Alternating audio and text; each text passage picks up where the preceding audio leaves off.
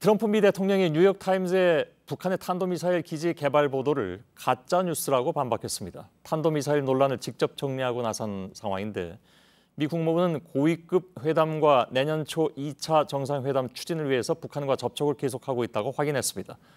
워싱턴의 정효식 특파원입니다.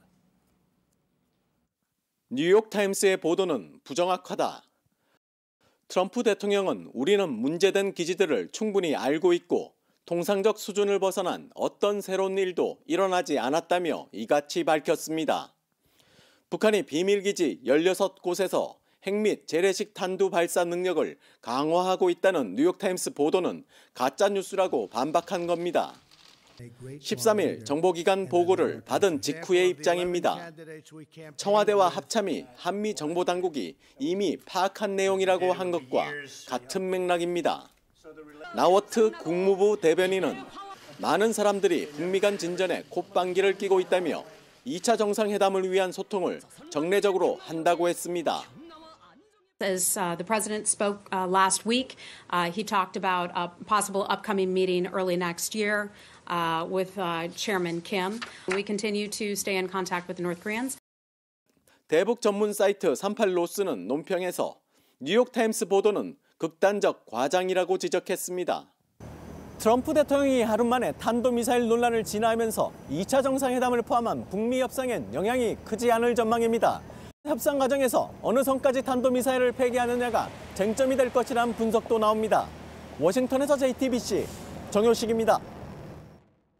이 문제는 좀 더 들여다봐야 할 필요가 있는데요. 이렇게 CSIS 보고서와 뉴욕타임즈의 보도를 둘러싸고 논란이 일고 있는 가운데 저희 취재진은 보고서를 작성한 연구원과 직접 전화 통화를 했습니다. 왜 지난 6월에 싱가포르 북미 정상회담 이전인 3월의 위성사진을 사용했느냐는 질문에 버미데즈 연구원은 최근에 찍은 사진은 낙엽이 많이 쌓여 있어서 시설이 제대로 보이지 않았다고 답했습니다. 정재윤 기자입니다. 미국 전략국제문제연구소 CSIS가 북한이 신고하지 않고 가동 중인 미사일 기지 13곳을 확인했다며 근거로 든 위성사진입니다.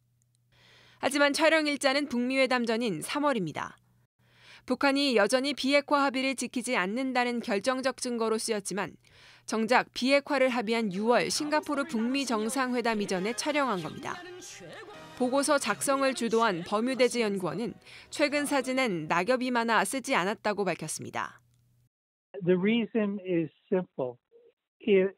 Images during the summer and fall have a lot of leaves on them, and you can't see the entrances to the underground facilities.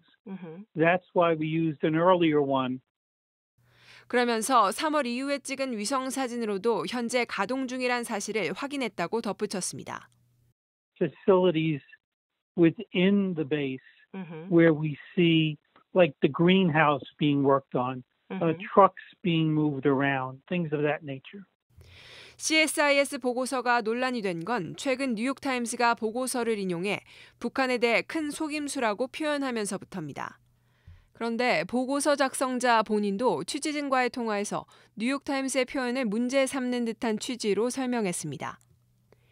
트럼프 대통령의 트윗도 거의 뉴욕타임스 기사에 대한 것이고 보고서에 대한 것은 아니었다며 정치적 견해는 없다고 말했습니다. 이처럼 작성자 본인의 의중과 전혀 다른 취지로 보도한 뉴욕타임스 기사를 국내 일부 매체는 확인 없이 그대로 인용 보도했습니다. JTBC 정재윤입니다. 내친 김에 2010년까지 북한 영변 핵시설을 4차례 방문한 미국의 핵과학자 지그프리트 해커 박사에게도 이번 보고서에 대해서 확인해봤습니다. 이 분야 최고 전문가이기도 하죠. 해커 박사는 CSIS의 보고서가 마치 북미 합의 사항을 거스르는 것처럼 보일 수 있다면서 오해의 소지가 매우 크다고 지적했습니다. 박현주 기자입니다. 해커 박사는 JTBC 취재진에 CSIS의 보고서는 삭간물 등 미사일 기지가 싱가포르 북미 합의 사항 등을 거스를 수 있다는 취지로 보여지는데 이는 아주 오해의 소지가 크다고 설명했습니다. 삭간물 기지가 신고되지 않은 건 사실이지만 북한도 미사일 기지를 신고하겠다는 약속을 한 적은 없다는 겁니다. 미사일 기지 자체의 중요성에 대해서도 궁극적으로는 기지도 폐쇄해야 하지만 실제 협상 과정에선 미사일과 탄두 자체가 가장 중요하다고 말했습니다.